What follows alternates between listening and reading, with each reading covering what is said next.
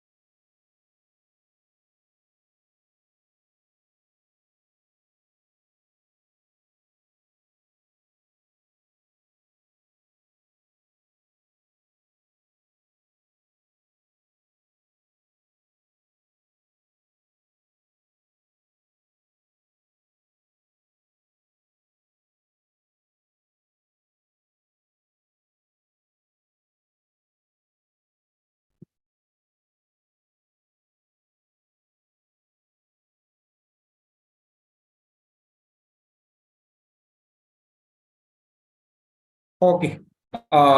Good evening. Welcome. Audible ആണല്ലോ അല്ലേ? Just ഒന്ന് കമന്റ് ചെയ്യാമോ? If it is audible.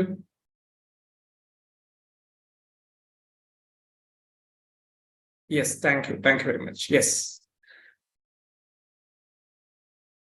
Fine. So, yes.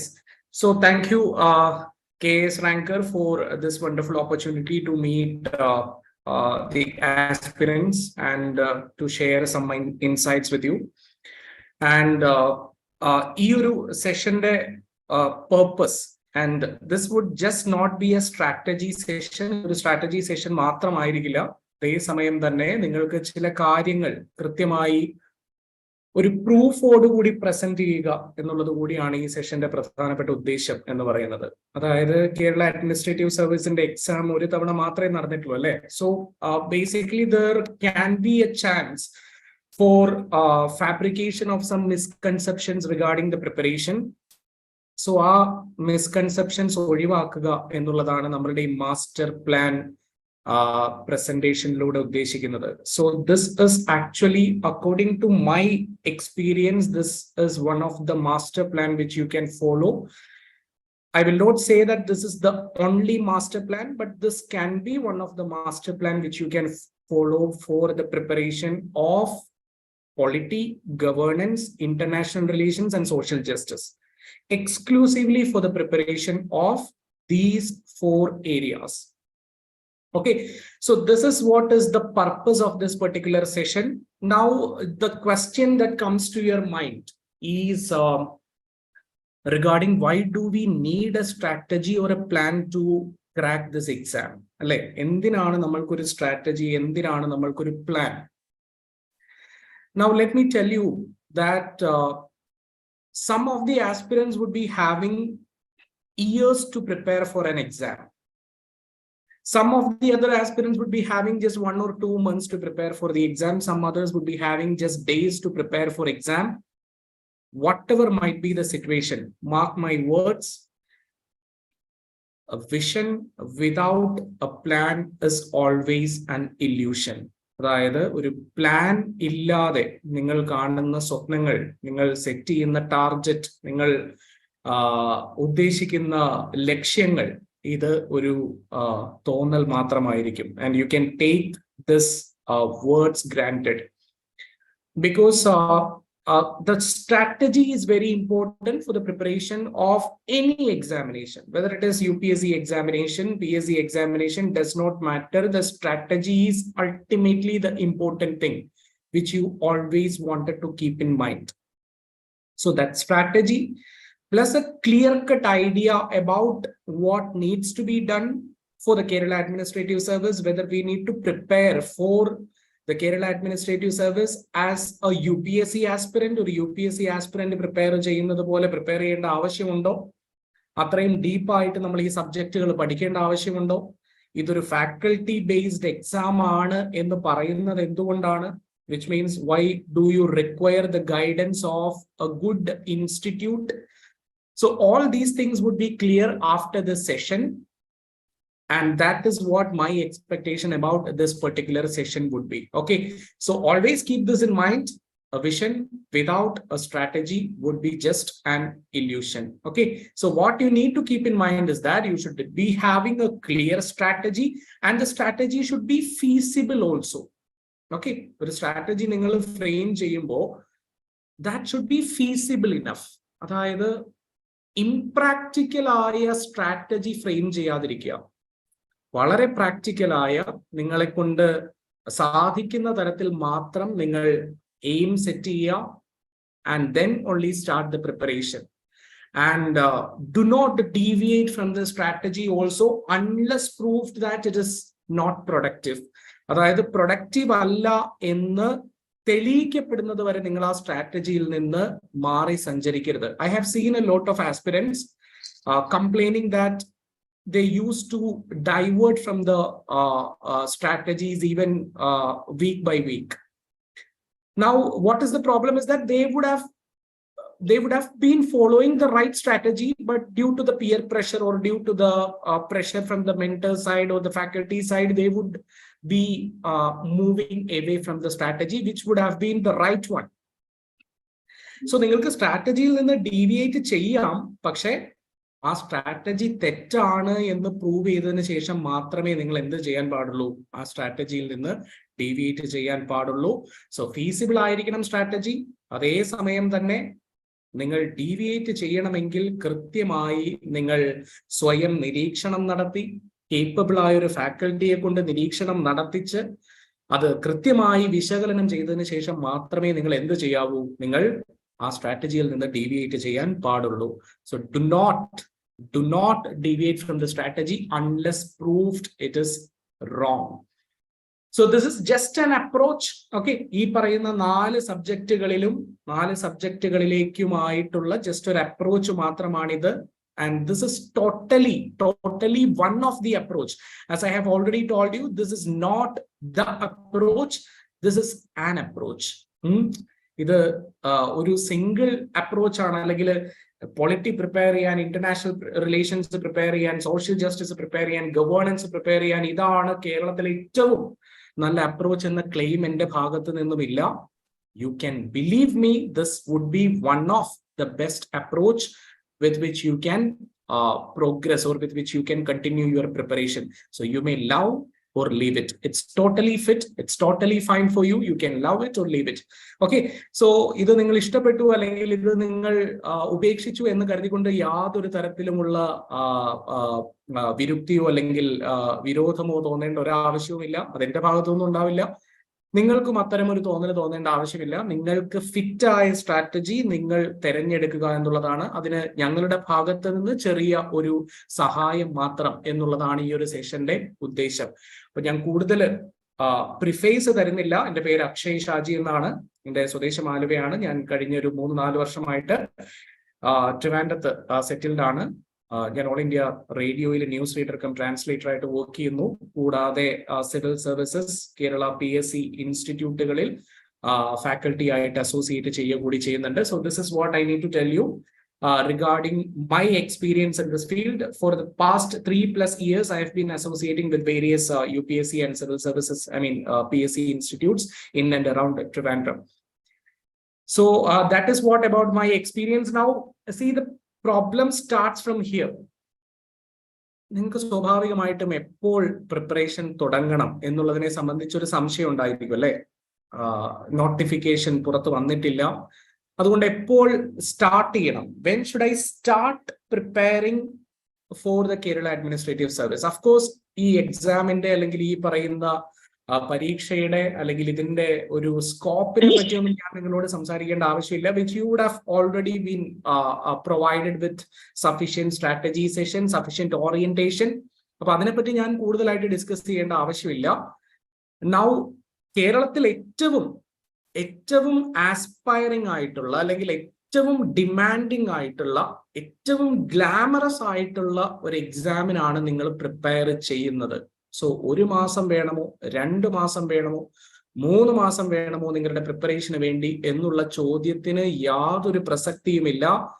I will tell you that start the preparation now. At this moment, at this particular juncture, decide that you start the preparation for the Kerala Administrative Service, because I can guarantee you, I can bet you that without Kerala Administrative Service, it is practically impossible for the bureaucracy to move forward in Kerala. അതുകൊണ്ട് examination എന്നായാലും വരും. Now notification വന്നതിന് ശേഷം preparation എന്ന് പറയുന്നത് ഒരു തെറ്റായ strategy ആയിരിക്കും. കാരണം നമ്മൾക്ക് പഠിക്കാനുള്ള വോളിയം എന്ന് പറയുന്നത് അത്രയ്ക്ക് അധികമാണ്. In fact you will understand that in the coming sessions. അതിന്റെ വോളിയം വളരെ വലുതാണ്. അപ്പൊ സ്വാഭാവികമായിട്ടും അത്രയേറെ സമയം നമ്മൾക്ക് ഈ ഒരു പ്രിപ്പറേഷന് വേണ്ടിയിട്ട് ഇൻവെസ്റ്റ് ചെയ്യേണ്ടി വരും എന്നുള്ളത് കൊണ്ട് start it at the earliest. And let me start with this particular preface that start the preparation right now. Now, see, when it comes to the part which I have provided you, that is polity. Okay, polity, international relations, fine. Polity, international relations, then governance. Okay, governance, and finally you will be having a small part that is social justice. Now, ഇവരിൽ ഏറ്റവും prime എന്ന് പറയുന്ന പൊളിറ്റിയാണ്. Of course there is no doubt. ഞാൻ ആ മേഖലയിലേക്ക് വരാം. But still understand that ഇതിൽ ഏറ്റവും പ്രധാനം എന്ന് പറയുന്നത് പൊളിറ്റിയാണ്. There is absolutely no doubt. Now see the significance of this area. ഞാൻ സിലബസ് നിങ്ങളെ പരിചയപ്പെടുത്താം, ജസ്റ്റ് ഒന്ന് പരിചയപ്പെടുത്താം. പക്ഷെ അതിനു മുൻപ് ഇതിന്റെ സിഗ്നിഫിക്കൻസിനെ പറ്റി നിങ്ങൾ കൃത്യമായി അറിഞ്ഞിരിക്കുക. നൗ സി, നമുക്ക് കേരള അഡ്മിനിസ്ട്രേറ്റീവ് സർവീസിന്റെ എക്സാം ഒരു തവണ മാത്രമേ നടന്നിട്ടുള്ളൂ അല്ലെ. അപ്പൊ ആ ഒരു തവണത്തെ ചരിത്രം മാത്രമേ നമ്മളുടെ മുമ്പിലുള്ളൂ regarding the trend analysis. Trend analysis ഒരു നല്ല കാര്യമാണോ മോശം കാര്യമാണോ എന്നുള്ള കാര്യവും ഞാൻ പറയാം. But now just you understand that see, പ്രിലിംസിൽ നിങ്ങളുടെ പേപ്പർ 1ന്റെ ഭാഗമായും മെയിൻസിൽ നിങ്ങളുടെ GS പേപ്പർ 2ന്റെ ഭാഗമായുമാണ് ഈ പറയുന്ന polity, international relation, governance, social justice വരിക. നമ്മൾ ആ കംപ്ലീറ്റ് എക്സാമിനേഷന്റെ ഓറിയന്റേഷൻ തരിക എന്നുള്ളതല്ല ഉദ്ദേശം. This truly confines to the area which I have provided on the screen. അപ്പൊ പ്രിലിംസിന് ഈ മേഖലയിൽ നിന്ന് almost 20 to 24 or 23 questions out of 100, 100ൽ 20 മുതൽ 23 ചോദ്യങ്ങൾ വരെ നിങ്ങൾക്ക് ലഭിച്ചിരിക്കുന്നത് ഈ ഒരു മേഖലയിൽ നിന്നാണ് ഫോർ പ്രിലിംസ്. Now when it comes to the മെയിൻസിൽ പേപ്പർ 2ൽ ഓൾമോസ്റ്റ് 60+ മാർക്സ്, 60 മാർക്സിലധികം മാർക്സ് നിങ്ങൾക്ക് ഈ ഒരു മേഖലയിൽ നിന്നാണ് ലഭിച്ചിട്ടുള്ളത്. So this actually proves you the importance of this area, importance of the subject. Now, even rather than any other subject, മറ്റ് ഏത് സബ്ജക്റ്റുമായി തുലനം ചെയ്യുമ്പോഴും you get a weightage in the personality test also. Personality ടെസ്റ്റിൽ നിങ്ങളൊരു general സ്പിയറിൽ നിന്ന് വരുന്ന ഒരു candidate ആണെങ്കിൽ you would be questioned from the polity part or the governance part or the international relations part or even the social justice part. കാരണം personality ടെസ്റ്റിൽ നിങ്ങളെ interview ചെയ്യുന്നവർ സ്വാഭാവികമായിട്ടും ജനറലിസ്റ്റുകളായിരിക്കും, അവരൊരു സ്പെഷ്യലിസ്റ്റുകളായിരിക്കില്ല. അപ്പൊ അവരെ സംബന്ധിച്ച് നിങ്ങൾക്ക് നിങ്ങളുടെ പേഴ്സണാലിറ്റി അളക്കുന്നതിന് വേണ്ടി ചോദിക്കാൻ സാധിക്കുക സമകാലികമായി ഉണ്ടായിരിക്കുന്ന രാഷ്ട്രീയ വികാസങ്ങളെ സംബന്ധിച്ചുള്ള കാര്യങ്ങളൊക്കെ ആയിരിക്കാം. അപ്പൊ അവരുടെ ചോദ്യങ്ങളും ആ മേഖലയിൽ നിന്നായിരിക്കും എന്നുള്ളതിൽ യാതൊരു സംശയമില്ല. അവർ നിങ്ങളോട് ഹിസ്റ്ററി എന്ന് പറയുന്ന സബ്ജക്റ്റിനെ പറ്റിയോ അല്ലെങ്കിൽ ഇക്കണോമിക്സിന്റെ ഒരു ഡീപ്പർ അനാലിസിസോ ഒന്നും ആയിരിക്കില്ല ചോദിക്കുക. They would just be asking you regarding the political developments, even if it is in the parliament, or regarding the tussle between the governor and the state government, the role of the president, or such kind of things. അങ്ങനത്തെ ചോദ്യങ്ങളായിരിക്കും ചോദിക്കുക. International relations, the developments in the international relations or the geopolitical scenario. അപ്പൊ ഇത്തരം കാര്യങ്ങളൊക്കെ ആയിരിക്കും നിങ്ങളോട് ചോദിക്കുക. So even this area comes significant as part of the personality test or the interview also. So just take my words, this area is very crucial. എല്ലാ ഫാക്കൽറ്റീസും പറയാറുണ്ട് അവർ പഠിപ്പിക്കുന്ന മേഖല വളരെ ക്രൂഷ്യൽ ആണ് എന്ന്.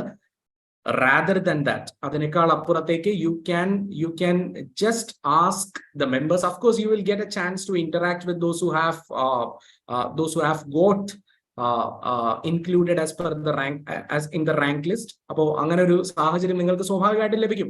അപ്പോൾ അവരുടെ ഒരു ഇൻസൈറ്റ്സ് ഒക്കെ നിങ്ങൾക്ക് തേടാവുന്നതാണ്. And definitely they would provide you the suggestion that these are some of the areas which is granted in fact. അപ്പോൾ this is what is the significance of this area. ഈ ഒരു മേഖലയുടെ സിഗ്നിഫിക്കൻസ് എന്ന് പറയുന്നത് ഇതാണ്. Of course significance എന്ന് പറയുന്നത് ഇതാണ്. So 20 to 23 marks, of course 25 mark വരെ പ്രതീക്ഷിക്കാം അടുത്ത പ്രിലിംസിനും എന്നാണ് എൻ്റെ ഒരു നിഗമനം. മെയിൻസിന് 60+ marks out of 100. You expect almost 60 to 65 marks from this particular area. That is a huge volume. Now the personality test is also, or the importance of this area when it comes to the personality test is also something that needs to be found important. Okay, so that's it regarding the significance of the subject. Now, the next part is that you are provided with an instruction to start the preparation. Preparation thodangan njan paranju. Now, how should I start the preparation? That is the first important question you will have to address. എങ്ങനെയാണ് ഞാൻ എൻ്റെ preparation start ചെയ്യേണ്ടത്? Start it with the syllabus. Syllabus പഠിക്കുക എന്നുള്ളതാണ് ഏറ്റവും പ്രധാനപ്പെട്ട കാര്യം. Start it with the syllabus. By heart the syllabus. മനസ്സിലാക്കുക എന്നുള്ളതല്ല, you should literally by heart the syllabus so that you would be able to map the developments around you once you know the syllabus. See, polity ആണെങ്കിലും international relation ആണെങ്കിലും governance ആണെങ്കിലും social justice ആണെങ്കിലും, the problem with this subject is that this subject is highly dynamic. ഏത് subject ആണെങ്കിലും, ഞാൻ ഈ പറഞ്ഞ 4 സബ്ജക്റ്റുകളിലും വളരെ ഡൈനാമിക് ആയിട്ടുള്ള ഫീച്ചേഴ്സ് ആണുള്ളത്. കഴിഞ്ഞ വർഷം ഗവർണറും അല്ലെങ്കിൽ കഴിഞ്ഞ 1-2 വർഷങ്ങളിൽ ഗവർണറും ഏതെങ്കിലും ഒരു സംസ്ഥാനത്തെ മുഖ്യമന്ത്രിമാരുമായി അല്ലെങ്കിൽ സംസ്ഥാനങ്ങളിലെ മുഖ്യമന്ത്രിമാരുമായി ഉണ്ടായിരിക്കുന്ന പ്രശ്നം എന്ന് പറയുന്നത് കഴിഞ്ഞ വർഷത്തെ പ്രശ്നമായിരിക്കാം. ഈ വർഷം ചിലപ്പോൾ മറ്റൊരു പ്രശ്നമായിരിക്കാം നമ്മുടെ മുമ്പിൽ വരിക. അപ്പൊ കഴിഞ്ഞ വർഷം പ്രസിഡൻഷ്യൽ ഇലക്ഷൻ നടന്നു.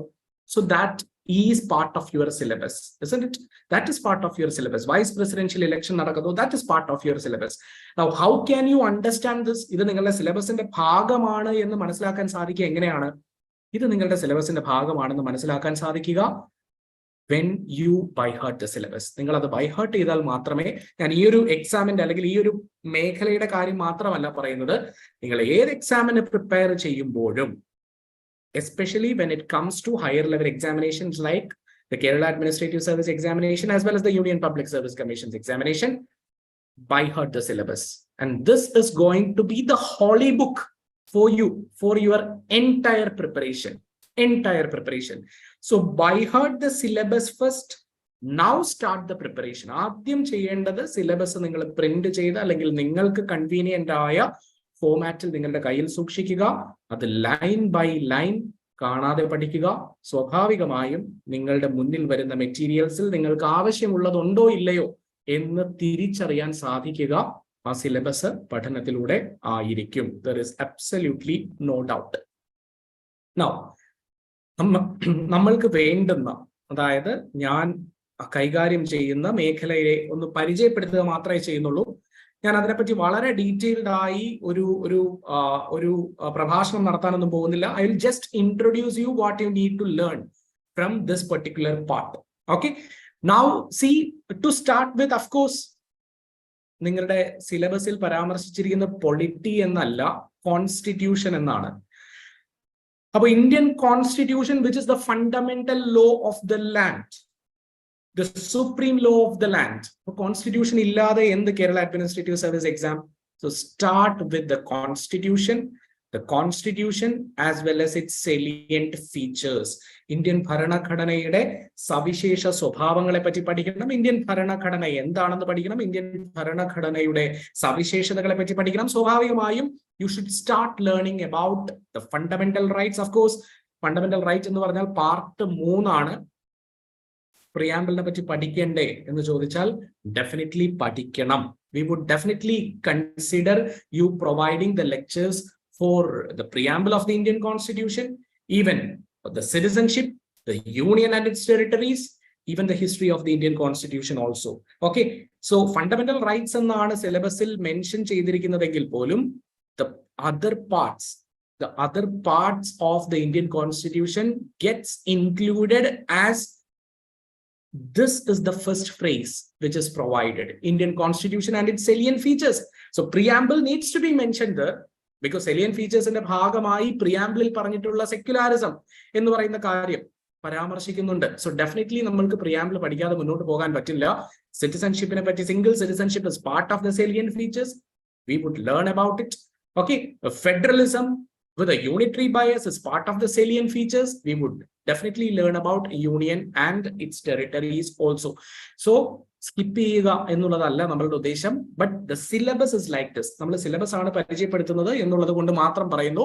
The fundamental rights, the fundamental duties, the directive principles of state policy. So it's all about the first part of the Indian Constitution. അതിനുശേഷം part 5ലേക്ക് വരുമ്പോൾ we will have to deal with the union executive, the union legislature, the union judiciary. Okay, അതായത് union എക്സിക്യൂട്ടീവിലാണ് president, vice president, the prime minister, union council of ministers, the attorney general എന്നൊക്കെ പറയുന്ന സംവിധാനങ്ങൾ വരുന്നത് അവിടെയാണ്. അതിനുശേഷം part 5ൽ തന്നെ യൂണിയൻ ലെജിസ്ലേച്ചർ ഉണ്ട്, which is the principal legislative organ in the country, that is the parliament of India. The lengthiest chapter in the Indian Constitution, the lengthiest part, in fact, is part 5 of the Indian Constitution, and the lengthiest chapter is the Parliament of India. So we will learn about the Parliament, the state legislature, its structure, function, powers, and privileges.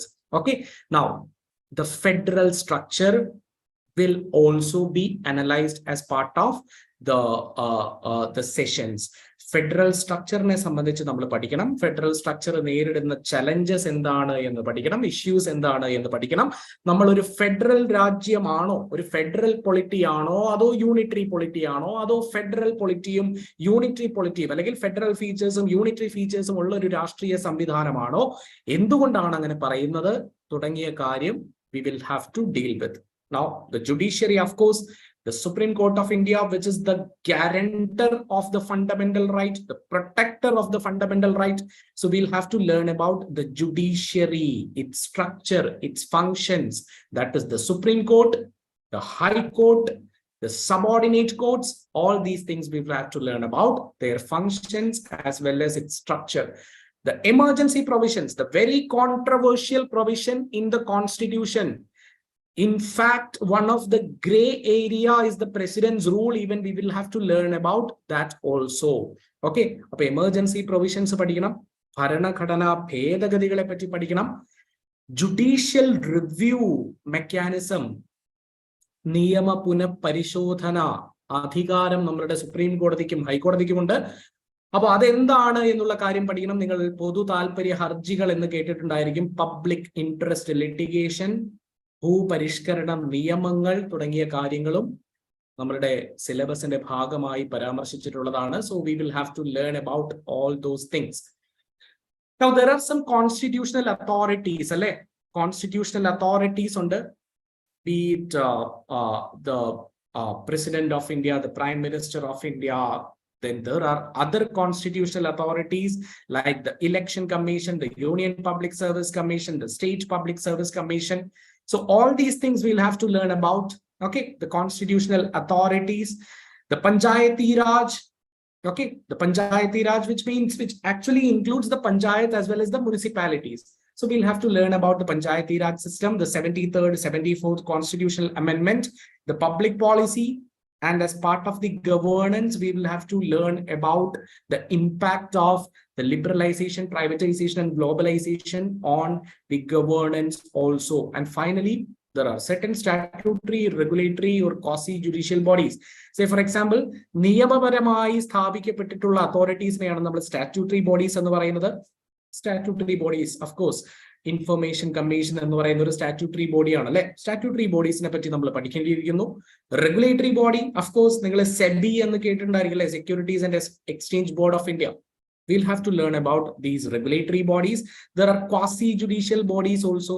നിങ്ങൾ administrative tribunal എന്നൊക്കെ കേട്ടിട്ടുണ്ടായിരിക്കും അല്ലെ, national green tribunal, administrative tribunal, those executive bodies which perform the judicial functions. ഇവർ judiciary അല്ല, പക്ഷെ അവർ judicial functions ആണ് perform ചെയ്യുന്നത്. They are executive bodies. So executive bodies which performs the judicial functions, that also needs to be well aware of or well versed with. Now, when it comes to the social justice part, we will have to deal with the rights issues. Okay, അവകാശങ്ങളെ സംബന്ധിച്ചുള്ള കാര്യങ്ങൾ പഠിക്കണം. Rights issues എന്ന് പറയുമ്പോൾ we'll have to learn about, say for example, vulnerable sections in specific. Okay, അതായത് minorities when it comes to the SC/ST rights issues. Okay, SC/ST rights issues, women rights issue, child rights issue. Okay, child rights issue. Okay, rights issues എന്ന് മാത്രമേ പറഞ്ഞിട്ടുള്ളൂ, which means we'll have to learn about all those particular things that is part of the discourse. അതിനുശേഷം international relations എന്ന് പറയുന്ന ഭാഗത്തേക്ക് വരികയാണ്. International relations എന്ന് പറയുന്ന ഭാഗത്ത് വരുമ്പോൾ ഇന്ത്യയുടെ ഫോറിൻ പോളിസിയെ പറ്റി പഠിക്കണം. സ്വാഭാവികമായിട്ടും ഇന്ത്യയുടെ ഫോറിൻ പോളിസി എവല്യൂഷനെ പറ്റിയാണ് കൃത്യമായിട്ട് പഠിക്കേണ്ടത്. അവിടെ പഞ്ചിയിലടങ്ങുന്ന തത്വങ്ങളെ പറ്റി നമ്മൾ പഠിക്കേണ്ടിയിരിക്കുന്നു. അപ്പൊ ഇന്ത്യയുടെ foreign policy, international organisations which are part of the ന്യൂസിന്റെ ഭാഗമായിട്ടുള്ള international organisation, say for example Russia Ukraine യുദ്ധം നടക്കുന്ന സമയത്ത് നാറ്റോ പോലുള്ള ഓർഗനൈസേഷൻ, യൂറോപ്യൻ യൂണിയൻ പോലുള്ള ഓർഗനൈസേഷൻ പൊതു സമൂഹത്തിൽ ചർച്ചയ്ക്ക് വഴിവെച്ചിരുന്നു അല്ലെ. നൗ എന്തിനാണ് നമ്മൾ കഴിഞ്ഞ കാലത്തിലേക്ക് പോകുന്നത് അല്ലെ? When it comes to the present times will have to definitely deal with G20. International ട്രീറ്റീസിനെ പറ്റി പഠിക്കണം. പ്രധാനപ്പെട്ട ഇന്റർനാഷണൽ അന്താരാഷ്ട്ര ഉടമ്പടികളെ പറ്റി പഠിക്കേണ്ടിയിരിക്കുന്നു. Now there international forums, united nations പോലുള്ള ഇന്റർനാഷണൽ ഫോറംസ്, അന്താരാഷ്ട്ര forums, world bank, united nations, Shanghai cooperation organisation, international monetary fund പോലുള്ള സ്ഥാപനങ്ങളെ പറ്റി, ഫുഡ് ആൻഡ് അഗ്രികൾച്ചർ ഓർഗനൈസേഷൻ പോലുള്ള സ്ഥാപനങ്ങളെ പറ്റി പഠിക്കണം. അതിന്റെ ഫങ്ഷൻസ് എന്താണ്, മാൻഡേറ്റ് എന്താണ്, അതിന്റെ സ്ട്രക്ചർ എന്താണ് എന്നുള്ളതിനെ പറ്റി നമ്മളുടെ സിലബസിന്റെ ഭാഗമായി മെൻഷൻ ചെയ്തിരിക്കുന്ന കാര്യമാണ്. അപ്പൊ ഈ കാര്യങ്ങളൊക്കെ നമ്മളുടെ പരീക്ഷയ്ക്ക് വേണ്ടി പഠിക്കണം. ഇൻഫാക്ട് നിങ്ങൾ ട്രെൻഡ് അനാലിസിസ് നോക്കുമ്പോൾ കഴിഞ്ഞ വർഷത്തെ അല്ലെങ്കിൽ കഴിഞ്ഞ വർഷത്തെ എന്ന് പറയുന്നത് ശരിയല്ലല്ലോ, കഴിഞ്ഞ തവണത്തെ പ്രിലിംസിൽ ഒരു ചോദ്യം പോലും ഇൻഫാക്ട് ഈ ഫോറിൻ പോളിസി മേഖലയിൽ നിന്ന് ചോദിച്ചിട്ടില്ല. മെയിൻസിൽ ഇൻഫാക്ട് ഒരു ചോദ്യം ചോദിച്ചിരുന്നു. ഇന്ത്യൻ ഫോറിൻ പോളിസിയുടെ പ്രിൻസിപ്പിൾസിനെ പറ്റി ഒരു ചോദ്യം ചോദിച്ചിരുന്നു. That is the single instance where the question was asked. പക്ഷെ എഗെയിൻ കഴിഞ്ഞ കാലത്തെ സാഹചര്യം പോലെയല്ല, പിന്നീട് അങ്ങോട്ട് ഫോറിൻ പോളിസിയിൽ ഒരു വലിയ കുതിച്ചുചാട്ടം തന്നെ സംഭവിച്ചിട്ടുണ്ടെന്നുള്ള കാര്യത്തിൽ സംശയമില്ല. ഒരുപാട് മെഗാ ഇവന്റുകൾ ഇന്ത്യയിൽ നടത്തപ്പെട്ടു, including G20. So that becomes important. But എപ്പോഴാണ് എക്സാം നടക്കുക എന്നുള്ള കാര്യത്തിനെ പറ്റി നമുക്ക് അത്ര കൃത്യമായ ധാരണയില്ല. നവംബറിൽ നോട്ടിഫിക്കേഷൻ വരുമെന്ന് എക്സ്പെക്ട് ചെയ്താൽ, അല്ലെങ്കിൽ നവംബറിൽ നോട്ടിഫിക്കേഷൻ വന്നാൽ ഫെബ്രുവരി മാർച്ചിലേക്ക് നിങ്ങൾക്ക് പ്രിലിംസ് എക്സ്പെക്ട് ചെയ്യാം. This is what the assurance what we can provide from our side. Now the principles of administrative law also. എന്താണ് അഡ്മിനിസ്ട്രേറ്റീവ് ലോ എന്ന് പറഞ്ഞാൽ? അഡ്മിനിസ്ട്രേറ്റീവ് ലോ എന്ന് പറഞ്ഞാൽ എക്സിക്യൂട്ടീവ് വിങ്ങിനെ സംബന്ധിക്കുന്ന നിയമങ്ങളാണ്. It is not in relation to the legislature, it is not in relation to the judiciary, it is in relation to the executive. So നിങ്ങൾ principles of natural justice അല്ലെങ്കിൽ സ്വാഭാവിക നീതിയുടെ തത്വങ്ങൾ എന്നൊക്കെ കേട്ടിട്ടുണ്ടായിരിക്കും. So those legal topics needs to be discussed as part of this course. So almost ഇത്രയും കാര്യങ്ങൾ cover ചെയ്യാൻ we would require almost 90 to 100 hours to complete all these important areas. ഇതിൽ ഏറ്റവും വലിയ വോളിയം വരുന്നത് പൊളിറ്റി തന്നെയാണ്. സോ അത് ഹോളിസ്റ്റിക്കലി cover ചെയ്യാൻ നമ്മൾക്ക് ഇത്രയും സമയം ഡെഫിനറ്റ്ലി ആവശ്യമായിട്ട് വരും. So that is the reason. അതുകൊണ്ടാണ് എപ്പോൾ പ്രിപ്പറേഷൻ സ്റ്റാർട്ട് ചെയ്യണം എന്നുള്ള ചോദ്യത്തിന് ഏറ്റവും പെട്ടെന്ന് എന്ന് പറയാൻ ഉള്ള കാരണം. Okay, now let me give you some of the sources. Okay, സോഴ്സുകൾ എന്തെല്ലാമാണ് source?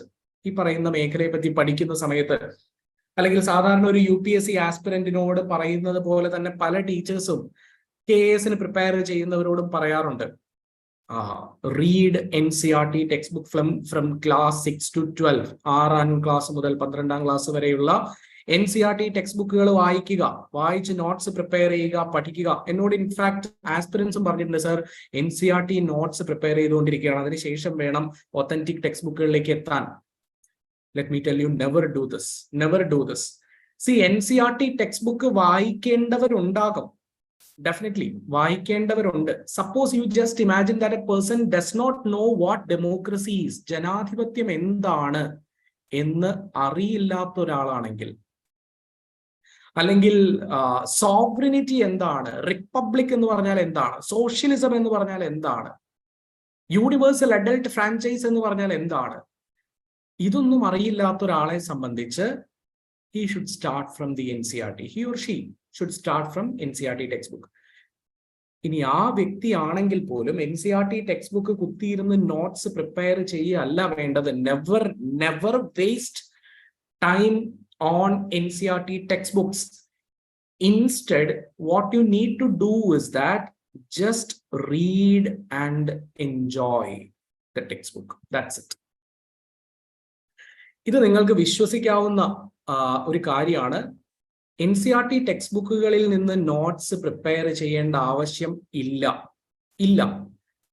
If you have the support of good faculties as well as mentors, നിങ്ങൾക്ക് NCERT-ൽ നിന്ന് നോട്ട്സ് പ്രിപ്പയർ ചെയ്യേണ്ട ആവശ്യമില്ല. അതായത് ക്ലാസ്സിൽ നിങ്ങൾക്ക് ജനാധിപത്യം എന്താണ്, റിപ്പബ്ലിക് എന്താണ് എന്ന് പറഞ്ഞു തരാത്തൊരു ഫാക്കൽറ്റി ആണെങ്കിൽ സ്വാഭാവികമായും നിങ്ങൾ ഈ NCERT-ൽ നിന്ന് നോട്ട്സ് പ്രിപ്പയർ ചെയ്ത് അത് പഠിക്കേണ്ടി വരും. പക്ഷെ നമ്മളെ സംബന്ധിച്ച് നമ്മൾ സ്വാഭാവികമായും ക്ലാസ്സുകളിൽ ഇതിന്റെ ഫൗണ്ടേഷൻ മുതൽ പറഞ്ഞതിന് ശേഷം മാത്രമേ അതിന്റെ അഡ്വാൻസ്ഡ് വേർഷനിലേക്ക് പോകൂ. So you can trust us. This is one of the word which I can give you.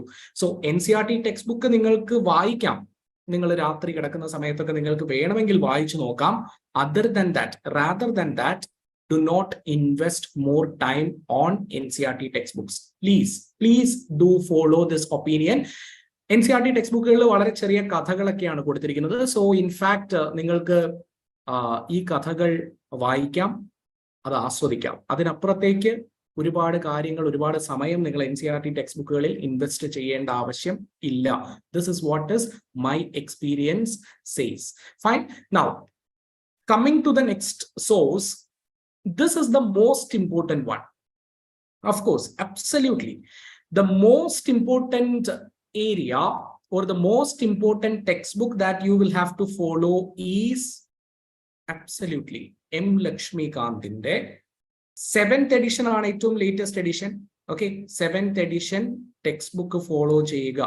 This is the most reliable authentic material which you can depend even for international relations, because you have got a chapter basis on the basis of the foreign policy.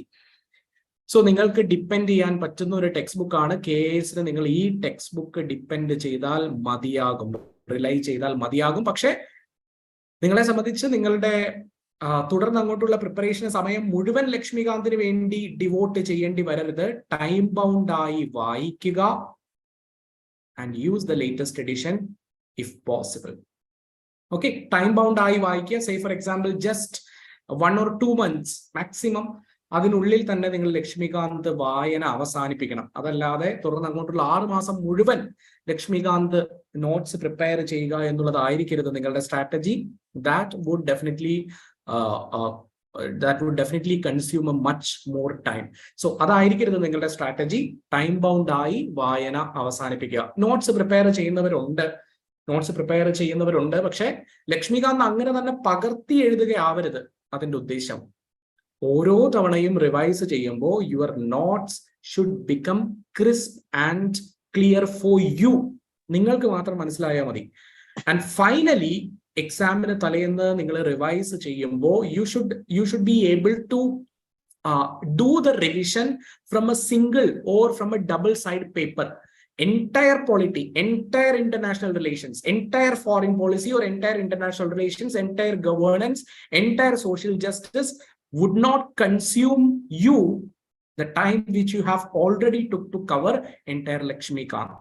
അപ്പോൾ സ്വാഭാവികമായും നിങ്ങൾക്ക് 1 മണിക്കൂറിലോ 2 മണിക്കൂറിലോ ഈ പറയുന്ന മേഖലകൾ മുഴുവൻ cover ചെയ്യാൻ സാധിക്കുന്ന രീതിയിൽ വളരെ ക്രിസ്പായി നിങ്ങൾ നോട്ട്സ് പ്രിപ്പയർ ചെയ്യും എങ്കിൽ that is good. Otherwise, do not prepare the notes. In fact, ക്ലാസ്സിന് ശേഷം നമ്മൾ നിങ്ങൾക്ക് നോട്ട്സ് പ്രൊവൈഡ് ചെയ്യും. ആ notes would be good enough for you to revise. Keep the textbook, keep the material, then go for the reading. That's it. Now, ഇനി ഒരു source കൂടി പറഞ്ഞതിന് ശേഷം നമ്മൾ ക്വസ്റ്റ്യൻ അനാലിസിസിലേക്ക് കടക്കുകയാണ്. ഒരു സോഴ്സ് കൂടി. യെസ്, എന്തുകൊണ്ടാണ് കേരള അഡ്മിനിസ്ട്രേറ്റീവ് സർവീസസിന്റെ എക്സാം ഒരു ഇൻസ്റ്റിറ്റ്യൂട്ട് ഓറിയന്റഡ് എക്സാം ആയി മാറുന്നത് എന്ന് ചോദിച്ചാൽ the answer is this. Now നിങ്ങളുടെ ഇന്റർനാഷണൽ റിലേഷൻസ് അല്ലെങ്കിൽ ഗവേണൻസ്, സോഷ്യൽ ജസ്റ്റിസ് എന്നീ പറയുന്ന മേഖലകളുടെയൊക്കെ മെറ്റീരിയൽ ലഭിക്കുക എന്ന് പറഞ്ഞാൽ വളരെ ബുദ്ധിമുട്ടാണ്. ആ material would be provided by the faculties as well as the institute so that your effort can be reduced. ഇപ്പൊ പലരും ചോദിക്കാറുണ്ട്, സർ KAS പ്രിപ്പറേഷൻ സ്വന്തമായിട്ട് ചെയ്യാൻ പറ്റില്ലേ? സ്വന്തമായിട്ട് ചെയ്യാം, ചെയ്യുന്നതിൽ യാതൊരു തടസ്സവും ഇല്ല, സ്വന്തമായിട്ട് ചെയ്യാം. പക്ഷെ സ്വന്തമായിട്ട് ചെയ്യുമ്പോൾ നിങ്ങളൊന്ന് ആലോചിച്ച് നോക്കൂ, മനുഷ്യർക്ക് നീന്താൻ അറിയാമെങ്കിൽ ഈ കപ്പലിന്റെ ആവശ്യമുണ്ടോ? മനുഷ്യർക്ക് നീന്താൻ അറിയാം, അപ്പൊ നീന്തി കിടക്കാൻ പാടില്ലേ? സമുദ്രവും കടലൊക്കെ നീന്തി കിടക്കാം അല്ലെ? പക്ഷെ കപ്പൽ എന്തുകൊണ്ടാണ് ഇത്രയും കഷ്ടപ്പെട്ട് ഉണ്ടാക്കുന്നത്? അത് നമ്മളുടെ എഫേർട്ട് റെഡ്യൂസ് ചെയ്യും അല്ലെ? So the same thing is applicable even here also. നിങ്ങൾക്കൊരു സപ്പോർട്ട് എക്കോസിസ്റ്റം പ്രൊവൈഡ് ചെയ്യാൻ പറ്റുന്ന ഒരു platform, that is what the institute would be contributing for you, as well as the instructors or the mentors or the faculties will be providing for you. So please consider getting the support of a reliable, authentic mentor, faculty or a platform. That's it. അവിടെയാണ് KAS preparation faculty oriented ആയി മാറുന്നത്. Now see, it is സ്വാഭാവികമായിട്ട് നമ്മൾക്കൊരു ചിന്താഗതി ഉണ്ടാവും, നമ്മളുടെ answers ഒക്കെ നമ്മൾ എഴുതുന്നത് വളരെ പെർഫെക്റ്റ് ആണ് എന്നുള്ളത്. But you just imagine that you get an opinion from the faculties and you are making an effort for the betterment of your answer paper or the answers. So that is how you can improve. നിങ്ങൾക്ക് improve ചെയ്യാൻ പറ്റുക അങ്ങനെ ഒരു introspection നടത്തുമ്പോഴാണ്, ഒരു പരിശോധന നടത്തുമ്പോഴാണ്. അപ്പോൾ റെഗുലറായി frequent ആയി നിങ്ങൾ ആൻസറുകൾ പ്രാക്ടീസ് ചെയ്ത് അത് ഫാക്കൽറ്റീസിനെ കൊണ്ട് കറക്റ്റ് ചെയ്യണം. That is very very crucial. Now of course news paper reading important ആണ്. ന്യൂസ് പേപ്പർ റീഡിംഗ് ഇമ്പോർട്ടന്റ് ആണെന്ന് പറയുമ്പോൾ പോലും കഴിഞ്ഞ തവണ KASന് ചോദിച്ചിട്ടുള്ള ക്വസ്റ്റ്യൻ എഗെയിൻ നമ്മൾക്ക് പ്രതീക്ഷകൾ മാത്രമേ ഉള്ളൂ. അതുപോലെ ചോദിക്കാം, അതുപോലെ ചോദിക്കാതിരിക്കാം. കാരണം PSC നമ്മളോട് പറഞ്ഞിട്ടില്ല ഞങ്ങൾ ഇങ്ങനെ ചോദിക്കൂ എന്ന്.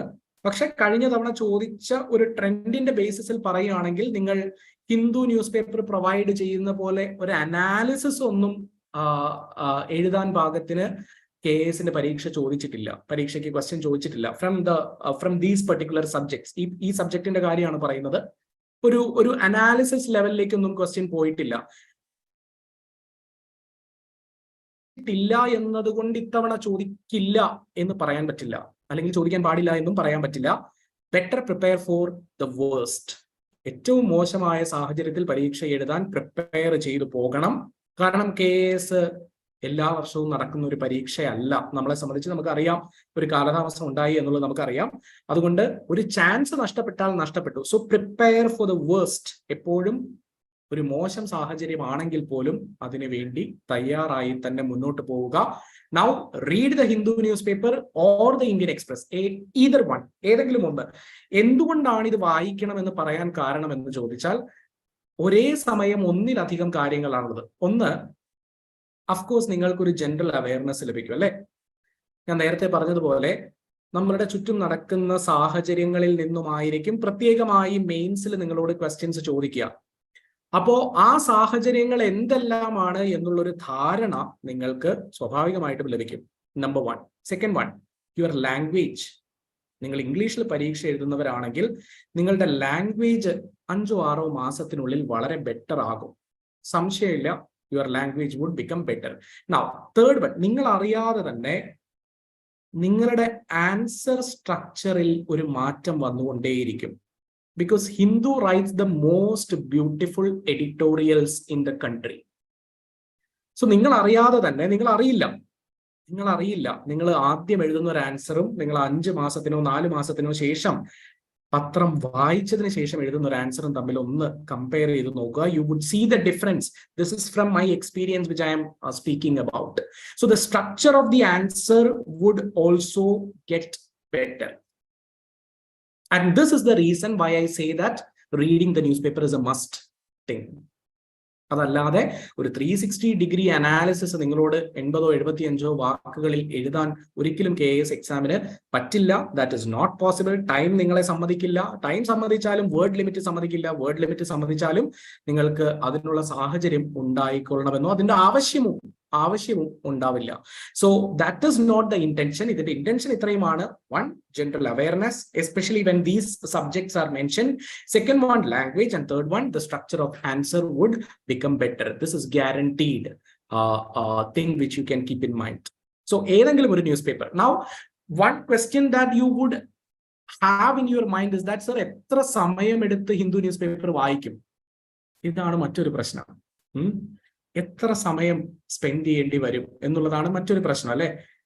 സി, ഇനീഷ്യലി ഞാനൊക്കെ പ്രിപ്പറേഷൻ സ്റ്റാർട്ട് ചെയ്യുന്ന സമയത്ത് എനിക്കും ഈ ഒരു പ്രശ്നം ഉണ്ടായിരുന്നു. കാരണം 4 മണിക്കൂർ 5 മണിക്കൂർ സ്പെൻഡ് ചെയ്താലും ഹിന്ദു ന്യൂസ് പേപ്പർ വായിച്ച് തീരില്ല.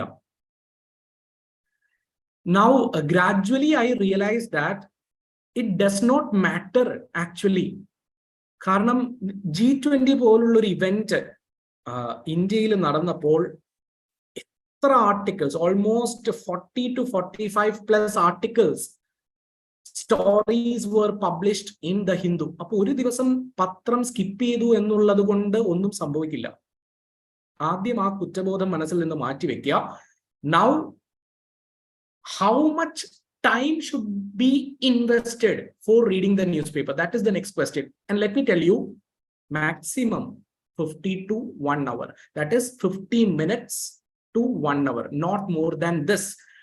ഈ 1 മണിക്കൂറിനുള്ളിൽ നിങ്ങൾ എവിടെ വായന എത്തി നിൽക്കുന്നുവോ അവിടെ നിങ്ങൾക്ക് അവസാനിപ്പിക്കാം.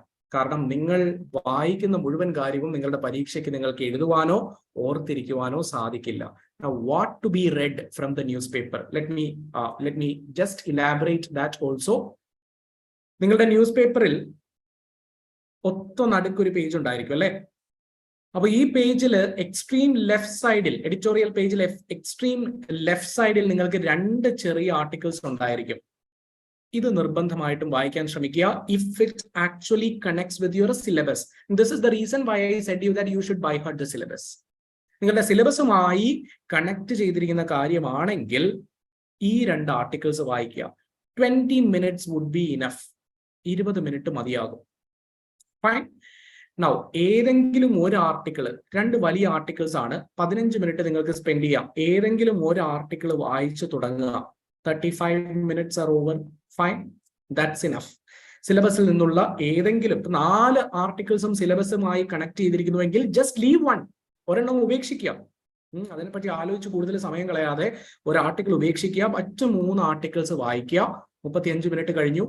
Then go to the first page. ആദ്യത്തെ page, just 5 minutes. Just go through the news. That's it. And now the importance come with the world page.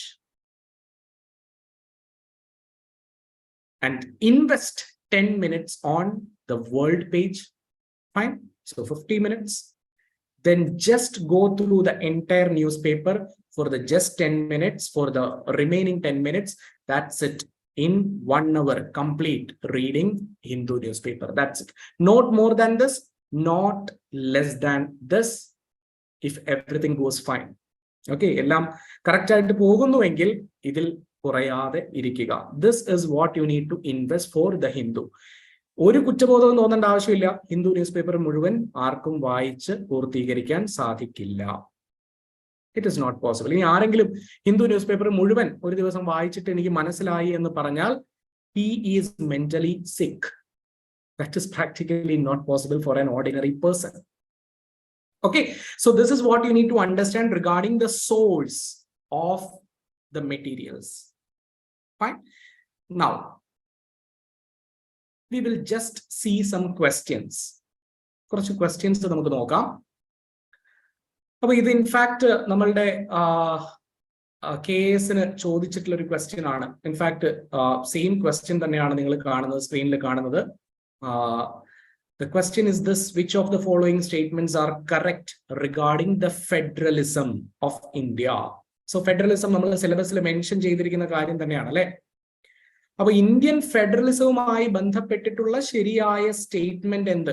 Correct statement ആണ് ചോദിച്ചിട്ടുള്ളത്. So mark A tick here. ശരിയായ statement ആണ് നിങ്ങൾ choose ചെയ്യേണ്ടത് അല്ലെ. Now, the first statement says that Indian Federation is an indestructible union of destructible states. സ്റ്റേറ്റുകൾ പൊളിക്കാം, പക്ഷെ union ഒരിക്കലും പൊളിക്കാൻ സാധിക്കില്ല എന്നതാണ് ആദ്യത്തെ സ്റ്റേറ്റ്മെന്റ് പരാമർശിക്കുന്നത് അല്ലെ. അപ്പൊ നിങ്ങൾ ജസ്റ്റ് നിങ്ങളുടെ കോമൺ സെൻസ് ഉപയോഗിച്ചാൽ മതി. നമ്മളുടെ സ്റ്റേറ്റുകൾ പൊളിച്ചിട്ടില്ലേ? ആന്ധ്രാപ്രദേശ് തെലങ്കാനയായി രൂപീകരിക്കപ്പെട്ടതൊക്കെ നിങ്ങൾക്കറിയാം. ഉത്തർപ്രദേശിന്റെ ഒരു ഭാഗം അടർത്തി മാറ്റി ഉത്തരാഖണ്ഡ് ഉണ്ടാക്കിയത് നിങ്ങൾക്കറിയാം അല്ലെ. ബീഹാറിൽ നിന്ന് ജാർഖണ്ഡ് വന്നത് നിങ്ങൾക്കറിയാം. യുണൈറ്റഡ് പ്രൊവിൻസസ് ഉത്തർപ്രദേശ് ആയത് നിങ്ങൾക്കറിയാം. അങ്ങനെ ഒരുപാട് കാര്യങ്ങൾ, പഞ്ചാബ് ഹരിയാന ഡിവൈഡ് ചെയ്തത് നിങ്ങൾക്കറിയാം. അങ്ങനെ നിങ്ങളുടെ കോമൺ സെൻസ് ഉപയോഗിച്ചാൽ നിങ്ങൾക്ക് മനസ്സിലാക്കാൻ സാധിക്കും സ്റ്റേറ്റ്സ് എന്ത് ചെയ്യാം? ഡിസ്ട്രക്ട് ചെയ്യാം, but union no. So the first statement is right അല്ലെ. ആദ്യത്തെ സ്റ്റേറ്റ്മെന്റ് ശരിയാണ് എന്നുള്ള കാര്യത്തിൽ നമ്മൾക്ക് വലിയ സംശയം ഇല്ല. Indian federation is an indestructible union of indestructible states എന്നുള്ളതാണ് രണ്ടാമത്തെ സ്റ്റേറ്റ്മെന്റ്. അതിന്റെ ഓപ്പോസിറ്റ് ആണ് അല്ലെ. രണ്ടാമത്തെ സ്റ്റേറ്റ്മെന്റ് അതിന്റെ ഓപ്പോസിറ്റ് ആണ്. So this statement is wrong. Fine. ഈ സ്റ്റേറ്റ്മെന്റ് തെറ്റാണ്. സ്വാഭാവികമായും ഇത്തരം ലോജിക്സും എലിമിനേഷൻ ടെക്നിക്സും ഉപയോഗിച്ചാൽ മാത്രമേ നമ്മൾക്ക് ക്വസ്റ്റ്യൻ പൂർണ്ണമായും സോൾവ് ചെയ്യാൻ സാധിക്കൂ. ആൻഡ് ഇത് നിങ്ങളുടെ അറിവളക്കാനോ നിങ്ങൾക്ക് അറിയില്ലാത്ത കാര്യങ്ങൾ പറയാനോ ഉള്ള ഉദ്ദേശമല്ല. ഞാൻ ജസ്റ്റ് ക്വസ്റ്റ്യൻസ് ഒന്ന് പരിചയപ്പെടുത്തുന്നു എന്ന് മാത്രമേ ഉള്ളൂ. Because I just wanted to make sure that everything comes under the syllabus. Syllabus കൃത്യമായി ഫോളോ ചെയ്താൽ നിങ്ങൾക്ക് മുഴുവൻ മാർക്സും സ്കോർ ചെയ്യാൻ പറ്റുന്ന രീതിയിലായിരിക്കും. മുഴുവൻ മാർക്സ് ഇൻ ദ സെൻസ് നിങ്ങളുടെ കട്ട് ഓഫ് ജസ്റ്റ് പ്രിലിംസിന് 77 ആയിരുന്നു കഴിഞ്ഞ തവണ. അതായത് 200 മാർക്കിൽ ഔട്ട് ഓഫ് 200-ൽ നിങ്ങൾക്ക് 77 മാർക്ക് കിട്ടിക്കഴിഞ്ഞാൽ നിങ്ങൾ പ്രിലിംസ് പാസ് ആകുമായിരുന്നു. Which is very easy. നിങ്ങൾക്ക് ജസ്റ്റ് നിങ്ങൾ ക്ലാസ്സുകൾ മാത്രം അറ്റൻഡ് ചെയ്താൽ പോലും you would be able to cross this bench mark. Now the next important sentence, statement is the term federation has never been used in the constitution. This is even part of the debate അല്ലെ. ഇപ്പോ നമ്മളുടെ ചർച്ചകളുടെ ഭാഗം കൂടിയാണ്. കാരണം Article 1 of the Indian Constitution says that India, that is Bharat, shall be union of states. Sir, it's not federation. No, it is not federation. It is union of states. So this statement is also right. The parliament can make laws on any matter in the state list for implementing international treaties. അന്താരാഷ്ട്ര കരാറുകൾ ഒപ്പുവെക്കുന്നതിന്, അന്താരാഷ്ട്ര ഉടമ്പടികൾ ഒപ്പുവെക്കുന്നതിന് പാർലമെന്റിന് സംസ്ഥാന സബ്ജക്റ്റുകളിൽ ഉള്ള വിഷയങ്ങളിലും നിയമങ്ങൾ നിർമ്മിക്കാമെന്നാണ് പറയുന്നത് അല്ലെ. അത്തരം ഒരു കൺവീനിയൻസ് പാർലമെന്റിന് കൊടുക്കണ്ടേ അല്ലെ. സ്വാഭാവികമായും ഒരു സ്റ്റേറ്റുമായി ബന്ധപ്പെട്ടിട്ടുള്ള കാര്യമാണെങ്കിൽ പോലും അന്താരാഷ്ട്ര കരാറുകൾ ഒപ്പുവെക്കണമെങ്കിൽ പാർലമെന്റിന് അത്തരം ഒരു അവകാശം കൊടുക്കണം. So the answer becomes 1, 3 and 4. That's it. So നിങ്ങളുടെ കോമൺ സെൻസ് അപ്ലൈ ചെയ്യാം. This is what I need to tell you. നിങ്ങളുടെ കോമൺ സെൻസ് അപ്ലൈ ചെയ്ത് നിങ്ങൾക്ക് ആൻസറിലേക്ക് എത്താം എന്നാണ് ഉദ്ദേശിക്കുന്നത്. നൗ നേരത്തെ പറഞ്ഞ ക്വസ്റ്റ്യൻ പൊളിറ്റിയാണ്. പൊളിറ്റിയുടെ ആദ്യത്തെ ഭാഗങ്ങളിൽ വരുന്ന ഒരു കാര്യമാണ് in relation to article number 1 or the part 1 of the Indian Constitution, that is union and its territories, or you can match it with the federal structure of the Indian Constitution. Now the next question, in fact മറ്റൊരു ചോദ്യം ചോദിച്ചിരുന്നു. ആ ചോദ്യം vice presidential ഇലക്ഷനുമായി ബന്ധപ്പെട്ടിട്ടായിരുന്നു ചോദ്യം. ഉപരാഷ്ട്രപതി തെരഞ്ഞെടുപ്പിൽ vote അവകാശമുള്ളത് ആർക്കെല്ലാമാണ്? നമ്മൾക്ക് വോട്ടവകാശം ഇല്ല അല്ലെ. സാധാരണ ജനങ്ങൾ നമ്മൾ ഉപരാഷ്ട്രപതി തെരഞ്ഞെടുപ്പിൽ വോട്ട് ചെയ്യാൻ പോകാറില്ല. അപ്പൊ ആർക്കാണ് വോട്ടവകാശം എന്നുള്ളതാണ് ഇവിടെ ചോദ്യം. അല്ലെങ്കിൽ ആർക്ക് വോട്ടവകാശം ഇല്ല എന്നുള്ളതായിരിക്കാം ചോദ്യം. Which among the following statement is not correct? This is what you need to mention here, or this is what you need to point out here. തെറ്റായ പ്രസ്താവനയാണ് തിരഞ്ഞെടുക്കേണ്ടത്. ഉപരാഷ്ട്രപതി തെരഞ്ഞെടുപ്പുമായി ബന്ധപ്പെട്ട് തെറ്റായ പ്രസ്താവനയാണ് തിരഞ്ഞെടുക്കേണ്ടത്. ഇവിടെ ഒറ്റ കാര്യം മാത്രം നിങ്ങൾക്ക് അറിഞ്ഞാൽ മതി. ഉപരാഷ്ട്രപതി തെരഞ്ഞെടുപ്പിൽ എല്ലാ പാർലമെന്റ് അംഗങ്ങൾക്കും എന്ത് ചെയ്യാൻ സാധിക്കും? വോട്ട് ചെയ്യാൻ സാധിക്കും. Be it elected, be it nominated, does not matter. All the member of parliaments would be able to vote. All the member of parliament, be it elected, nominated, does not matter. Everybody would have the authority to vote. So looking at this question, the electoral college includes the elected members of state legislative assemblies. Wrong. State legislative അസംബ്ലീസിലെ മെമ്പേഴ്സിന് vote ചെയ്യാൻ അവകാശമുണ്ടെന്ന് ഞാൻ പറഞ്ഞോ? ഇല്ല. Parliament അംഗങ്ങൾക്ക് മാത്രമാണ് vote അവകാശം. So the answer is clear. The answer is option number C, because we need to go for not correct statement, and the statement is wrong, isn't it? This is the foundation, or this is the basic level information which you will have to obtain after getting over 100 hours of class. അപ്പോൾ ഇതൊരു foundation level information മാത്രമാണ്. ഇത്രയും ലഭിക്കുമെങ്കിൽ, അല്ലെങ്കിൽ ഇത്രയും നിങ്ങൾക്ക് അറിയാമെങ്കിൽ നിങ്ങൾക്ക് ഈ ക്വസ്റ്റ്യൻ സോൾവ് ചെയ്യാം. നൗ ആദ്യത്തെ രണ്ട് ചോദ്യവും ഒരു UPSC പാറ്റേണിലുള്ള ചോദ്യമാണ്. സ്റ്റേറ്റ്മെന്റ് ടൈപ്പ് ക്വസ്റ്റ്യൻസ് ആണെന്ന് പറയാം. നൗ ഹിയർ അടുത്തൊരു ചോദ്യം ഒരു ടിപ്പിക്കൽ PSC ക്വസ്റ്റ്യൻ ആണ്. ആൻഡ് ഞാൻ ഓരോ ചോദ്യവും നിങ്ങളെ പരിചയപ്പെടുത്തുന്നത് ഏത് തരത്തിൽ KASന് ചോദ്യങ്ങൾ ചോദിക്കാം എന്ന് മനസ്സിലാക്കി തരാനാണ്. അപ്പൊ UPSC ചോദിക്കുന്ന ക്വസ്റ്റ്യൻസ്, അല്ലെങ്കിൽ UPSC ചോദിക്കുന്ന പാറ്റേണിൽ പ്രിലിംസിന് ക്വസ്റ്റ്യൻസ് ചോദിക്കുന്നുണ്ട്. അതേസമയം PSC ചോദിക്കുന്ന പാറ്റേണിൽ ഫാക്ട് ഓറിയന്റഡ് ആയും ചോദ്യങ്ങൾ ചോദിക്കുന്നുണ്ട്. ചിലർ പറയാറുണ്ട് PSC ആസ്പിറൻസിനെ സംബന്ധിച്ച് KAS ബുദ്ധിമുട്ടാണ്, PSC ആസ്പിറൻസ് ഇതോടുകൂടി തീർന്നു. No, there are factual questions also. Typical rank file ചോദ്യങ്ങളും ചോദിക്കാറുണ്ട്. Who among the following called Indian federalism a cooperative federalism? Answer is Granville Austin. Where will you get this from? Of course, you will get it from Indian Polity by M. Lakshmikant. പക്ഷേ ഒരു typical rank ഫയലിൽ നിന്നും നിങ്ങൾക്ക് ഈ ചോദ്യം ലഭിക്കും. Fine. So you should go for the advanced level information, or you should go for, or you should expect the statement level questions or statement type questions. At the same time, there can be factual questions also. Fine. Now, മെയിൻസിലേക്ക് വരുമ്പോ മെയിൻസിൽ പൊളിറ്റിയുമായി ബന്ധപ്പെട്ട് ചോദിച്ച ഒരു question ഇതാണ്. Define judicial review, enumerate on which actions judicial review is applied. 3 marks question ആണ് അല്ലെ, 3 മാർക്കിനുള്ള ചോദ്യമാണ്. ഇവിടെ നിങ്ങൾക്ക് ഒരു തരത്തിലുമുള്ള അനാലിസിസിനുള്ള സ്കോപ്പ് ഒന്നുമില്ല. എന്താണോ ലക്ഷ്മികാന്തിന്റെ ടെക്സ്റ്റ് ബുക്കിൽ ആർട്ടിക്കിൾ 13 പരാമർശിച്ചിരിക്കുന്നത്, write that and write maximum content within the provided limit. That's it. But judicial review was mentioned in the syllabus, very clear. It was very clear in the syllabus, judicial review. Now, judicial review needs to be connected with article number 13, article number 32, article number 226, because even the High Court can also do or perform the judicial review. അപ്പൊ എന്താണ് judicial review എന്ന് പറയാ? You can just compare the judicial review system in India and that of Britain as well as America. Then come to article number 13. Article number 13 എന്താണ് പറഞ്ഞിരിക്കുന്നത് എന്ന് പറയാ? Any law that is inconsistent or in violation with fundamental right shall be null and void. മൗലികാവകാശത്തെ violate ചെയ്യുന്ന നിയമങ്ങൾ നിലനിൽക്കില്ല. Violate ചെയ്യുന്നുണ്ടോ ഇല്ലയോ എന്ന് ടെസ്റ്റ് ചെയ്യുന്നത് ആരാണ്? That would be done by the supreme court of India. And that process is known as judicial review. The term judicial review is not used in article number 13 of the Indian Constitution. Perfect. Now, ഏതെല്ലാം ആക്ഷൻസിലാണ് judicial review apply ചെയ്യാൻ സാധിക്കുക എന്ന് ചോദിച്ചാൽ, parliament പാസ്സാക്കുന്ന നിയമം fundamental റൈറ്റ്സിനെ violate ചെയ്യുന്നുണ്ടോ എന്ന് check ചെയ്യും. ഗവർണറോ രാഷ്ട്രപതിയോ പുറത്തിറക്കുന്ന ഓർഡിനൻസ് വയലേറ്റ് ചെയ്യുന്നുണ്ടോ എന്ന് ചെക്ക് ചെയ്യാം. അതുപോലെ executive orders, regulations, rules, conventions, practices, everything needs to be consistent with the fundamental right, and this will contribute enough content for your question.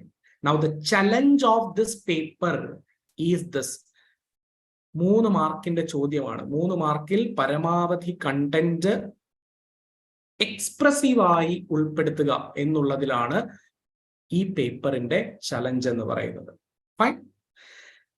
Now Indian foreign പോളിസിയെ സംബന്ധിച്ച് ചോദിച്ചൊരു ചോദ്യമാണ്. Again 5 മാർക്കിന് KASന്റെ മെയിൻസിന് ചോദിച്ച ചോദ്യമാണ് Indian foreign policy. This was the single question which was asked from that particular area. Principles of Indian foreign policy, say anti-racism,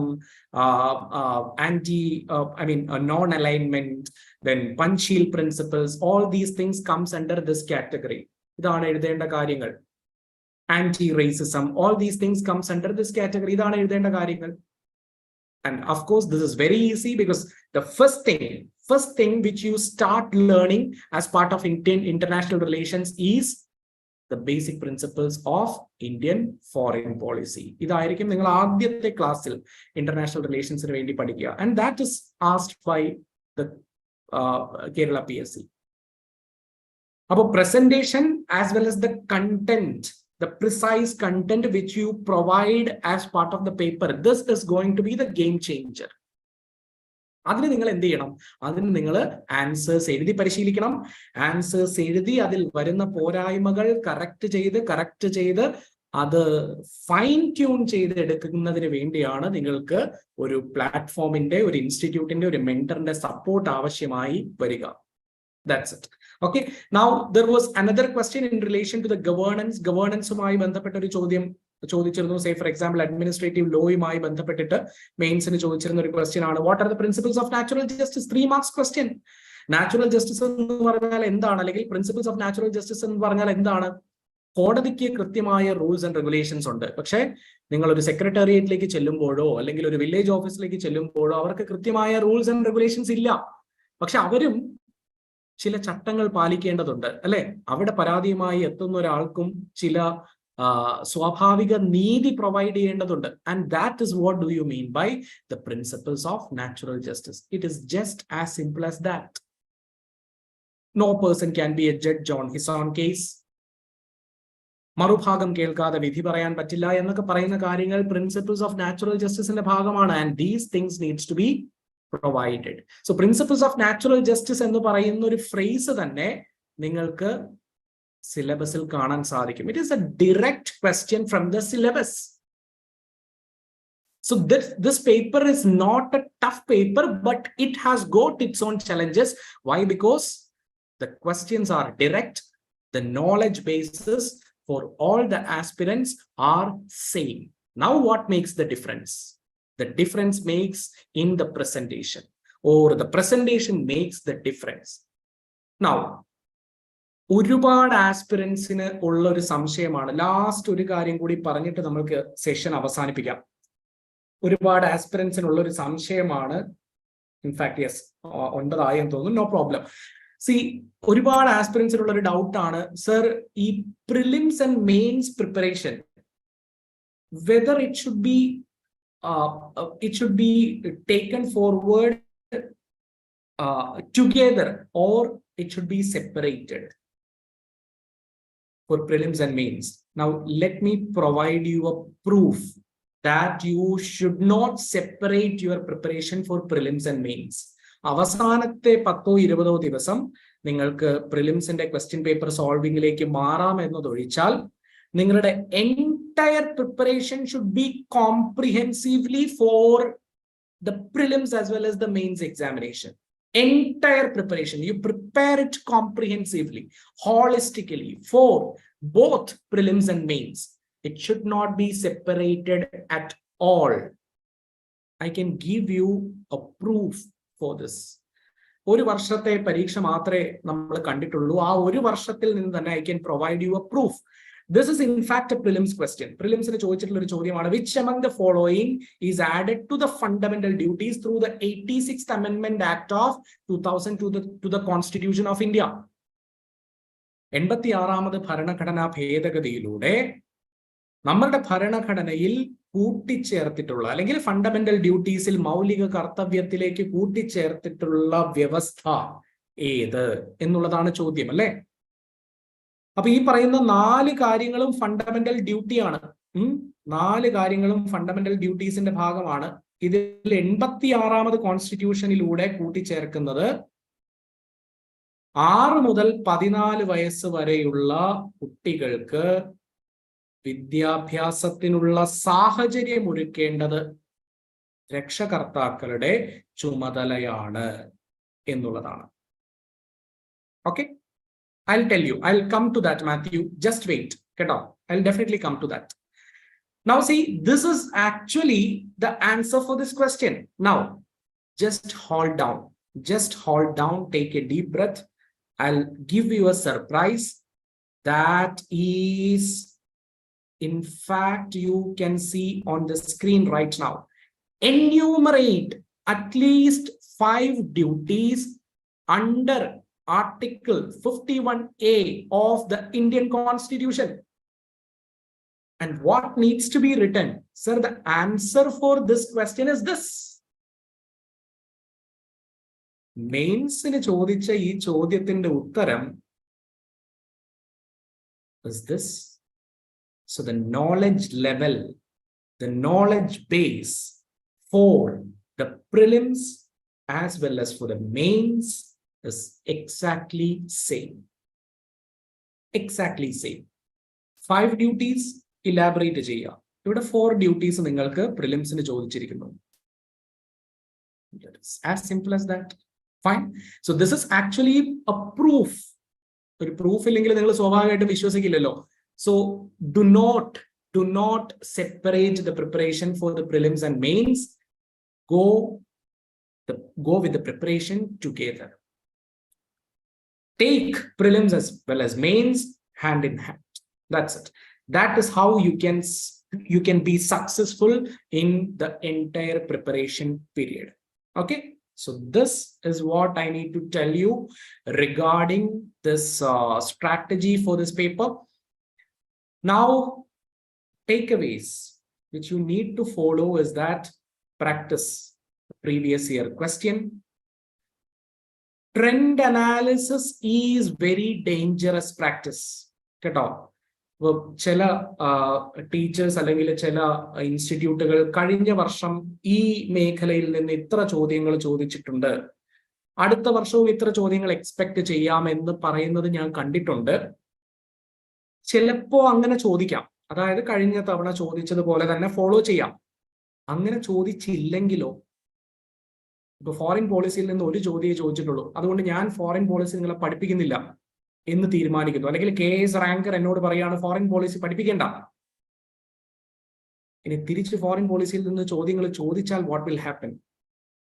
so trend analysis should be taken into consideration very carefully. Do not go unnecessarily after the trend analysis. This is what is my opinion is. Trend follow ചെയ്യപ്പെടാം, follow ചെയ്താൽ നല്ല കാര്യം, ചെയ്തില്ലെങ്കിലും നമ്മൾ prepared ആയിരിക്കുക. That is the success mantra which you will have to follow. This is what I need to tell you regarding the preparation of this particular area. Now comes to your question. നിങ്ങൾക്ക് എന്തെങ്കിലും ചോദിക്കണമെങ്കിൽ നിങ്ങൾക്ക് ചോദിക്കാം. Matthew has asked one question regarding the management of time for the working candidates. In fact അതൊരു concern ആണ്. Working കാൻഡിഡേറ്റ്സിനെ സംബന്ധിച്ച് എങ്ങനെ സമയം manage ചെയ്യാം എന്നുള്ളതാണ്. മാത്യു വർക്ക് ചെയ്യുന്നത് എത്ര നേരമാണ് എന്ന് എനിക്കറിയില്ല, പക്ഷെ 8 മണിക്കൂർ ഒരു ദിവസം വർക്ക് ചെയ്യുന്ന ഒരാളാണ്. 10 മണിക്കൂർ യാത്രയുമായി ബന്ധപ്പെട്ട് ഒരു ദിവസം ചെലവഴിക്കുന്നു ഇൻ ടോട്ടൽ എന്ന അസംഷനിൽ ഞാൻ പറയുകയാണ്. See, you can, what you need to do is that at least spend 4 hours. ഒരു ദിവസം 4 മണിക്കൂറെങ്കിലും നിങ്ങൾ സ്പെൻഡ് ചെയ്യാമെങ്കിൽ that is perfectly enough. പ്രൊഡക്റ്റീവായ 4 മണിക്കൂറും അൺപ്രൊഡക്റ്റീവായ 8 മണിക്കൂറും, it is exactly, I mean, that is something which needs to be carefully understood. നിങ്ങളുടെ capability അനുസരിച്ച്, മാത്യുവിന്റെ കേപ്പബിലിറ്റി എത്രയാണ്, എത്ര പ്രൊഡക്റ്റീവ് ആണ് എന്നുള്ളതനുസരിച്ച് മണിക്കൂറുകൾ കൂട്ടാം കുറയ്ക്കാം. But as an average person 4 മണിക്കൂർ അല്ലെങ്കിൽ 4.5 മണിക്കൂർ 5 മണിക്കൂർ ഒരു ദിവസം സ്പെൻഡ് ചെയ്യാമെങ്കിൽ that will be good enough for your preparation. Fine. Now, Akhila has asked, sir, can we do self-study? Of course, you can do self-study. Self-study ചെയ്യാം. But why self-study? എന്തുകൊണ്ടാണ് ഇത്രയും സ്ട്രഗിൾ ചെയ്യുന്നത്? സെൽഫ് സ്റ്റഡിക്ക് വേണ്ടി struggle ചെയ്യേണ്ട ആവശ്യമുണ്ടോ? Because you have got the support of the mentor, you have got, you will definitely get the support of the mentor, the instructor, the entire platform. Now, why should you struggle? This is absolutely a faculty-oriented examination. So always seek the help of some experts. Examination experts in the കയ്യിൽ നിന്ന് help സ്വീകരിക്കുക. അതല്ലെങ്കിൽ നിങ്ങൾക്ക് സ്വാഭാവികമായിട്ടും അഖിലയ്ക്ക് help ചോദിക്കാൻ പറ്റുന്ന dear ones ഉണ്ടെങ്കിൽ that is perfect. That is totally perfect. അതല്ലെങ്കിൽ get the help of a platform. That's it. Yes, current അഫയേഴ്സിന് മന്ത്ലി മാഗസിൻസ് റെഫർ ചെയ്യണം. ഓഫ് കോഴ്സ് വേണം കേട്ടോ. Yes, that is in fact one of the area which I have left over. Current affairs പഠിക്കാൻ, ഞാൻ പൊളിറ്റിയുടെ കാര്യം മാത്രം, ആ ഒരു 4 ഏരിയയുടെ കാര്യം മാത്രമാണ് ഞാൻ പറഞ്ഞത്. കറണ്ട് അഫയേഴ്സ് പഠിക്കാൻ അഫ്കോഴ്സ് നിങ്ങൾ മന്ത്ലി മാഗസിൻസ് റെഫർ ചെയ്യണം, മന്ത്ലി പബ്ലിക്കേഷൻസ് റെഫർ ചെയ്യണം. ഏതെങ്കിലും ഒരു മന്ത്ലി പബ്ലിക്കേഷൻ, ഒരു കറണ്ട് അഫയേഴ്സ് കമ്പൈലേഷൻ റെഫർ ചെയ്താൽ മതിയാകും. That would perfectly be enough. Okay, കാരണം കറണ്ട് അഫയേഴ്സ് വളരെ വൈഡാണ്, വളരെ വൈഡായി കിടക്കുന്ന ഒരു കാര്യമാണ്. അതുകൊണ്ട് നമ്മൾ വായിക്കുന്ന എല്ലാ കാര്യങ്ങളും ചോദിക്കണം എന്ന് നിർബന്ധമില്ല. പക്ഷെ ഏതെങ്കിലും ഒരു കമ്പൈലേഷൻ ഫോളോ ചെയ്താൽ that would be perfect. Now any other things which you need to ask? Any other things? വേറെ എന്തെങ്കിലും കാര്യങ്ങൾ ചോദിക്കണമെങ്കിൽ ചോദിക്കാം.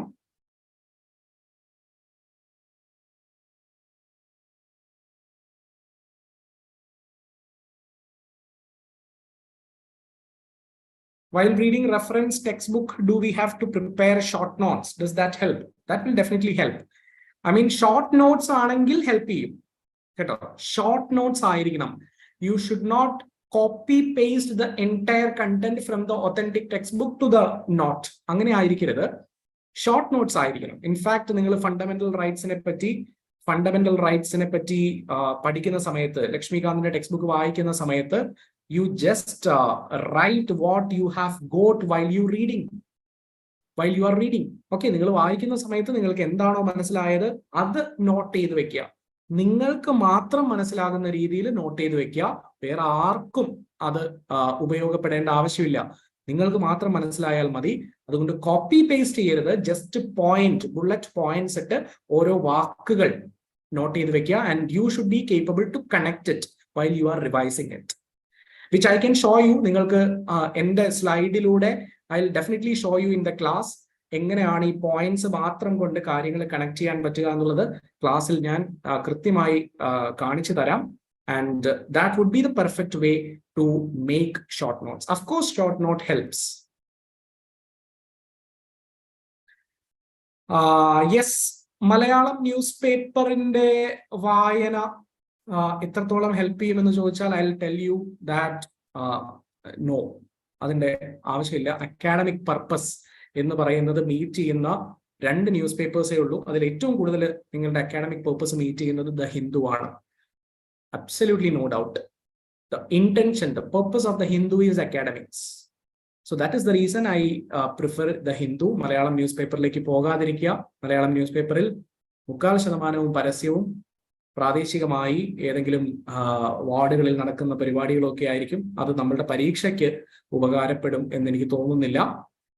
പ്രിഡോമിനന്റ്ലി ഒരുപാട് ന്യൂസ് പേപ്പേഴ്സ് പൊളിറ്റിക്കലി ബയസ്ഡും ആയിരിക്കും. So that makes no sense. Yes, in fact Arsha has asked out, I am a beginner and I am little bit doubtful about starting preparation. How can I overcome it? Arsha, I think നമ്മൾ കുറെ കാര്യങ്ങൾ ഈ സെഷന്റെ ഭാഗമായിട്ട് പറഞ്ഞിട്ടുണ്ട്. Start it at the earliest. Seek the help of the experts. That would definitely contribute to your preparation. മടിച്ചു നിൽക്കേണ്ട ആവശ്യമില്ല. Beginner ആണ് എന്ന് കരുതിക്കൊണ്ട് പുറകോട്ട് പോകേണ്ട ആവശ്യമില്ല. Start it at the earliest. That's it. Fine. Technology tools, I don't know. In fact, technology tools എന്ന് ഉദ്ദേശിച്ചത് ഷോർട്ട് നോട്ട്സ് ഉണ്ടാക്കാനാണെങ്കിൽ ഐ ഡോണ്ട് തിങ്ക് അങ്ങനെ ഉണ്ടായിരിക്കുമെന്ന് എനിക്ക് തോന്നുന്നില്ല. and it would be better that you go by your own, because you are somebody to approach the test. അപ്പോൾ technology ഒരുപാട് depend ചെയ്യേണ്ട ആവശ്യമില്ല. നിങ്ങൾക്ക് തന്നെ നിങ്ങളുടെ സിസ്റ്റത്തിൽ ടൈപ്പ് ചെയ്ത് വെക്കാം, അല്ലെങ്കിൽ നിങ്ങൾക്കൊരു സെപ്പറേറ്റ് നോട്ട് കീപ്പ് ചെയ്യാം. That would be the better way, I think. Technology ടൂൾസിനെ പറ്റി ഇൻഫാക്ട് ഐ ഡോണ്ട് നോ കേട്ടോ. എനിക്ക് അങ്ങനെ ടെക്നോളജി ടൂൾസ് ഉണ്ടോ എന്നുള്ള കാര്യം എനിക്ക് അറിയില്ല. ടെക്നോളജി ടൂൾസ് എന്ന് ഉദ്ദേശിച്ചത് നോട്ട്സ് ബ്രീഫ് ആക്കി തരുന്നതായിരിക്കാം. അത് I don't know.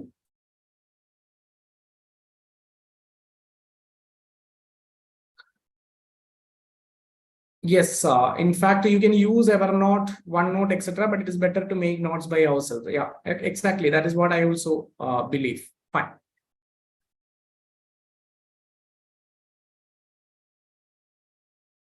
Okay, so മറ്റ് സംശയങ്ങളില്ല എന്ന് വിശ്വസിച്ചുകൊണ്ട് ഞാൻ തൽക്കാലം വിട പറയുകയാണ്. So thank you very much.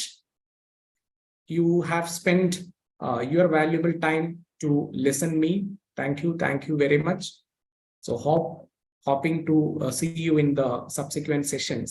Okay, so thank you very much. Yes, sir, വേറെ എന്തെങ്കിലും പറയാനുണ്ടെങ്കിൽ സാറിന് പറയാം. ഞാൻ മീറ്റിംഗ് എൻഡ് ചെയ്യുന്നില്ല. Yes, thank you. നമ്മുടെ സെഷൻ കഴിഞ്ഞിട്ടുണ്ട്. ഓക്കെ, സോ ഇനി എന്തെങ്കിലും കാര്യം ഉണ്ടെന്നുണ്ടെങ്കിൽ നമുക്കത് എന്ത് ചെയ്യാം, ആപ്പിൽ അല്ലെങ്കിൽ നമ്മുടെ വെബ്സൈറ്റിൽ എന്ത് ചെയ്യാം, കമ്മ്യൂണിറ്റി സെഷനിൽ ഡെഫിനറ്റ്ലി അവർക്ക് എന്ത് ചെയ്യാം, ഡൗട്ട്സ് ആയിട്ട് ചോദിക്കാവുന്നതാണ്.